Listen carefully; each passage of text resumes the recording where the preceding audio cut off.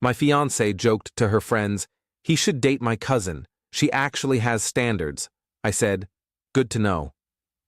That night, I called her cousin and repeated every word a month later when I walked into the family gathering with her. My fiancé's face shut the whole room down. I'm Nolan, 32, and I'd been engaged to my fiancée Rebecca for 8 months when she decided to humiliate me in front of her friends. That decision ended up being the best thing that ever happened to me, though she definitely wouldn't see it that way. Rebecca and I had been together for 3 years total. We met through mutual friends at a barbecue, hit it off immediately, and fell into one of those relationships that just felt easy at first. She was smart, funny, had a good job in marketing. I thought we complemented each other well. Her family seemed to like me. My family loved her. Everything looked perfect on paper. But about 6 months into our engagement, things started shifting. Little comments here and there. She'd make jokes about my clothes, my car, the restaurants I'd choose, nothing too harsh, always delivered with a laugh, but they added up. Her friends would laugh along, and I'd smile like I was in on the joke, but it stung. The breaking point came on a Friday night 3 months ago. Rebecca was hosting a girls' night at our apartment. Her and 4 of her closest friends, wine, cheese, the whole setup. I was supposed to be out with my buddies, but our plans fell through last minute. I came home around 9 p.m., planning to just grab some food and hang out in the bedroom so I wouldn't interrupt their night. I walked in quietly, heard them laughing in the living room. I was heading toward the kitchen when I heard Rebecca's voice rise above the others. "Honestly, sometimes I think Nolan should just date my cousin Sienna instead. She actually has standards." The whole group burst out laughing. One of her friends said something like, "Oh my God, Rebecca, that's brutal." And Rebecca responded, "I'm serious though. Sienna would never let him wear those awful sneakers he loves. She'd have him shaped up in a week." More laughter. I stood there in the hallway, frozen, holding my keys. Another friend chimed in, "Wait, isn't Sienna the one who's like super put together? The lawyer?" "Yeah," Rebecca said. "She's gorgeous, successful, actually knows how to dress. She'd never settle for someone who thinks Olive Garden is a nice dinner." I'd taken Rebecca to Olive Garden once, 2 years ago, because she'd mentioned craving breadsticks. Apparently that was still being used as ammunition. I didn't storm in, didn't make a scene. I quietly walked back out of the apartment, sat in my car for 20 minutes, and thought about what I'd just heard.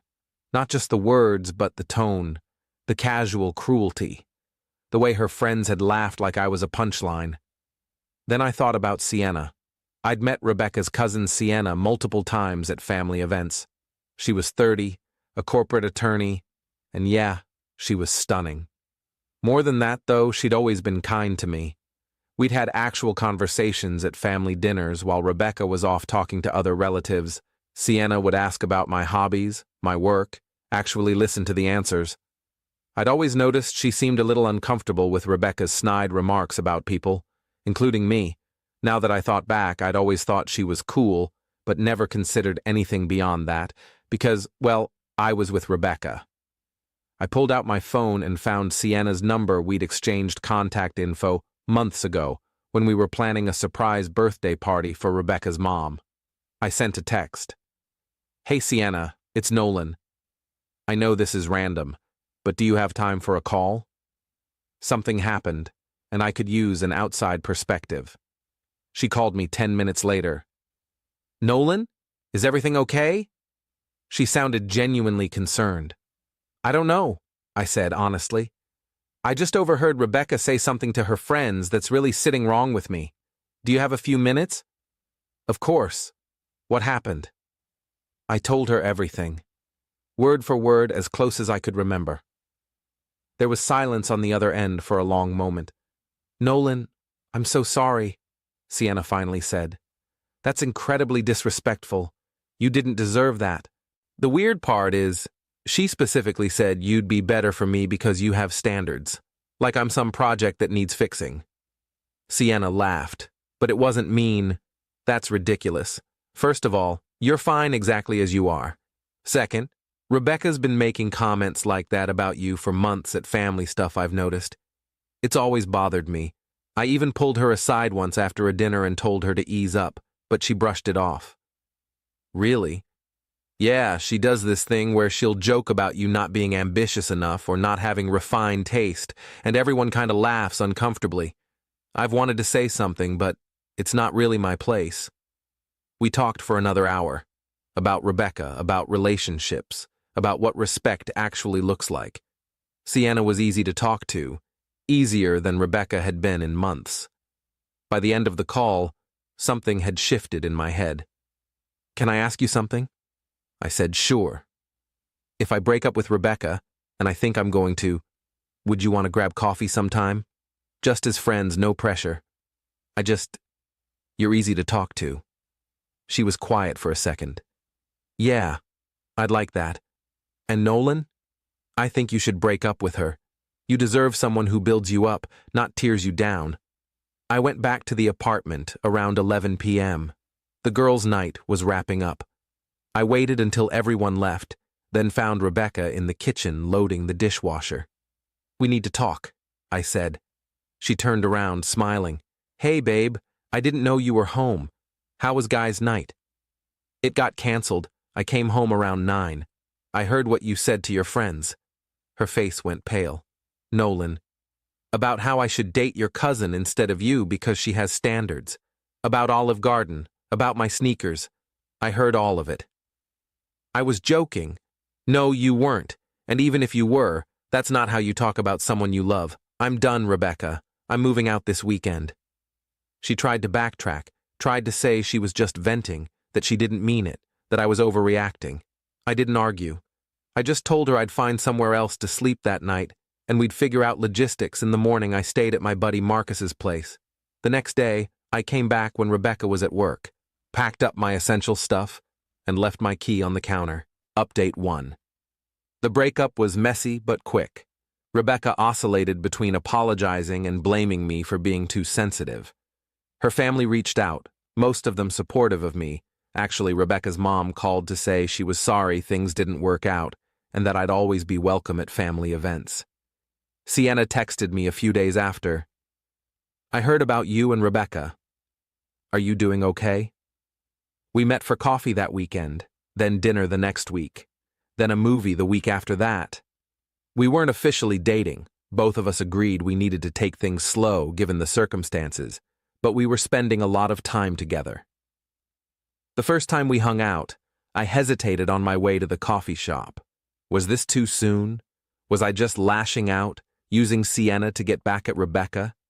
It felt messy, morally gray, but then I remembered her voice on the phone, how she'd defended me without knowing I was listening all those times. It wasn't revenge. It was finally choosing something real. Still, I promised myself I'd keep it platonic until I was sure. Sienna was different from Rebecca in every way that mattered. She listened. She asked questions. She laughed at my jokes without making me the punchline. She complimented the things Rebecca had mocked, said my sneakers were comfortable and practical, that she loved how I wasn't pretentious about food or clothes. I always thought you were too good for her, Sienna admitted one night over Thai food. Rebecca's my cousin and I love her, but she's always been kind of shallow. She judges people by surfaces. You two don't seem very similar, I said. We're not. Different parents, different values. I was raised to care about character. She was raised to care about image. A month after the breakup, Sienna and I made things official. We didn't announce it publicly, didn't post on social media, just started calling each other boyfriend and girlfriend. It felt natural, like we'd been heading this direction the whole time.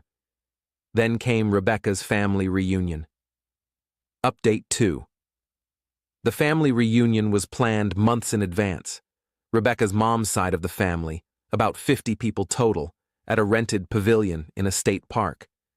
When Sienna got the invitation, she asked me if I wanted to go with her as her date. Won't that be awkward? I asked. Probably, she said with a grin. But I'm not hiding you. If you're comfortable with it, I'd love for you to come. I thought about Rebecca's face when she'd see me walk in with her cousin. The cousin she'd said had standards. The cousin she'd suggested I should date instead. Let's do it, I said. We didn't tell anyone in advance. Sienna didn't mention she was bringing me. We just showed up on Saturday afternoon, me carrying a cooler of drinks, Sienna in a sundress, looking absolutely incredible. The pavilion was packed. Kids running around, adults clustered in conversation groups, food laid out on long tables. We walked in together, and I immediately spotted Rebecca across the pavilion talking to her mom and aunt. She saw us at the exact same moment. Her face went through about 5 emotions in 2 seconds: confusion, recognition, shock, anger, and something that might have been devastation. The conversation around her died. Her mom followed her gaze, and her eyes went wide. Sienna waved cheerfully and led me over to set down the cooler. "Hey, everyone! You remember Nolan, right?" Rebecca's mom recovered first. "Nolan, good to see you. I didn't know you were coming." "Sienna invited me," I said simply. "Hope that's okay." "Of course," she said, though she looked uncertain. She glanced at Rebecca, who was standing completely frozen. Rebecca's aunt broke the tension. "Well, this is interesting. Sienna, are you two—" "We're dating," Sienna said matter-of-factly. "Have been for about a month now." You could feel the shift in the entire pavilion. Everyone had heard about Rebecca and me breaking up. Family gossip travels fast. But nobody had known about Sienna and me. Rebecca finally found her voice. "Can I talk to you?" She was looking at me, not Sienna. "I don't think that's a good idea," Sienna said before I could respond. "I wasn't talking to you," Rebecca snapped. "And he's here with me," Sienna said calmly. "So if you have something to say, you can say it in front of both of us." The pavilion had gone completely quiet. Everyone was watching. Suddenly, Uncle Ted, Rebecca's loud peacemaker uncle, jumped in from a nearby table. "Whoa, whoa, ladies! Let's not do this here, Rebecca, honey. Come help me with the grill. Noel and Sienna, grab some food. Family first, right?" He tried herding Rebecca away, but she shrugged him off, eyes locked on us. Ted hovered awkwardly, muttering about burgers burning, before giving up and slinking back to his spot. Rebecca's face was red. "You're dating my cousin? Are you serious right now?" "You told your friends I should date her instead of you," I said evenly. "You said she has standards, so I took your advice." "That was a joke. It wasn't funny. And honestly, Rebecca, you were right. Sienna does have standards. She doesn't make me feel small. She doesn't mock me in front of her friends. She actually likes me for who I am." Rebecca looked at Sienna. "How could you do this?" Sienna shrugged. "How could I date a good guy who you treated poorly and then dumped? Pretty easily, actually." Rebecca's mom stepped in. "Okay, let's all take a breath. This is a family event. We can all be adults here." "I'm being an adult," Sienna said. "I'm just not going to apologize for dating someone who's available and who I care about." Rebecca grabbed her purse and left, just walked straight to her car and drove away. Her mom went after her but came back 10 minutes later saying Rebecca had already gone. The rest of the reunion was actually fine. A little awkward at first, but people warmed up quickly. Sienna's parents were there, and they were incredibly welcoming to me. Several relatives came up privately to say they were glad I'd moved on, and that Sienna and I seemed happy together. We stayed for 3 hours, helped clean up, and left holding hands. Update 3. The fallout from the reunion was predictable. Rebecca apparently had a meltdown to her immediate family about how betrayed she felt, how Sienna had violated girl code, how I was vindictive and cruel for bringing up what she'd said at girls' night. She'd tried calling and texting me a few times in the week after, stuff like, "We need to talk and this isn't over." But I kept responses short or ignored them. Sienna's mom called her the next day. I was there when she took the call. "Mom, I'm not apologizing. No, he didn't pursue me for revenge. We genuinely connected. She broke up with him. Or he broke up with her. Same difference. They're not together. Mom, She literally told her friends he should date me instead.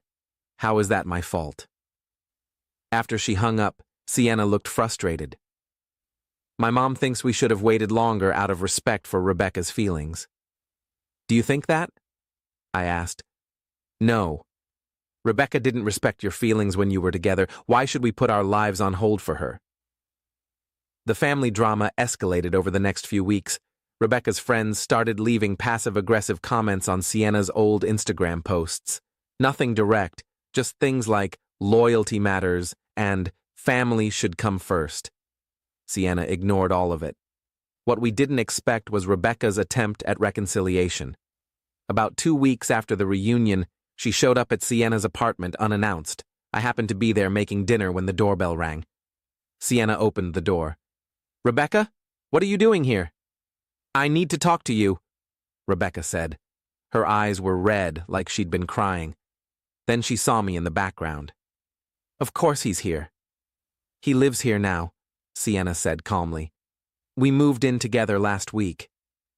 That clearly wasn't information Rebecca had. Her face crumpled. You moved in together?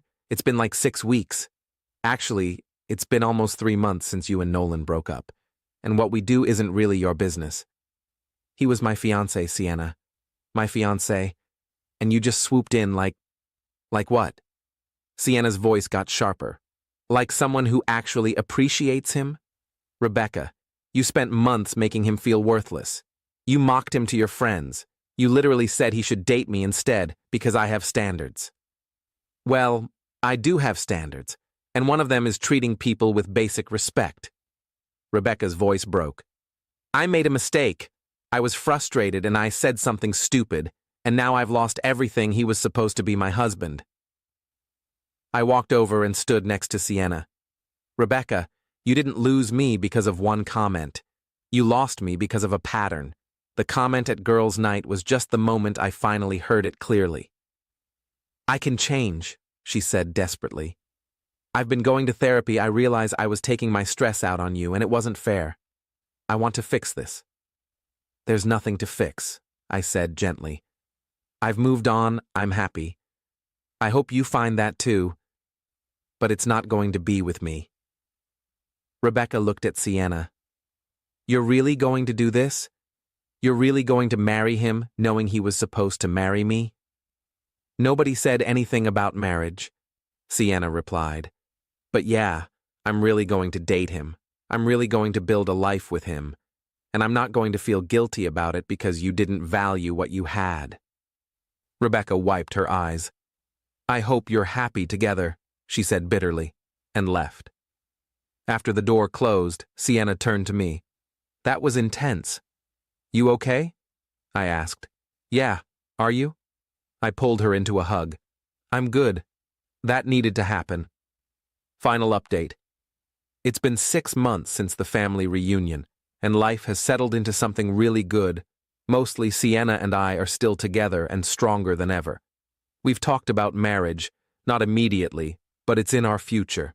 We're taking our time, building something solid. Rebecca moved to another city about 3 months ago. Got a job transfer, fresh start, all of that. From what I hear through the family grapevine, she's doing better, still single, but working on herself. Sienna's mom said Rebecca apologized to her for causing family drama, which is progress, I guess. The family dynamics have mostly normalized, but not perfectly. Sienna and Rebecca's mom have repaired their relationship. We still get invited to family events, and we go to most of them, though it's awkward when someone brings up Rebecca or gives us side-eye. Rebecca doesn't attend when she knows we'll be there, which is probably for the best. I still feel a twinge of guilt sometimes, like maybe we could have handled the timing better, or worry that some relatives judge us as the scandal couple. My family loves Sienna. My mom told me last month that she always thought Rebecca was a bit much, but didn't want to say anything while we were together. Thanks, Mom, helpful timing.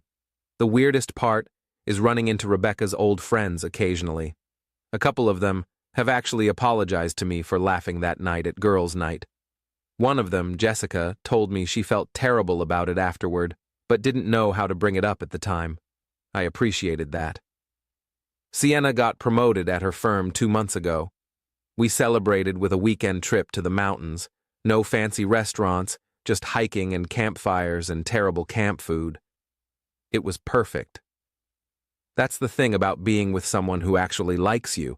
The simple things become enough. I think about that night sometimes, standing in the hallway listening to Rebecca mock me to her friends. It was humiliating and hurtful, but it was also clarifying. It showed me what I'd been accepting, what I'd normalized.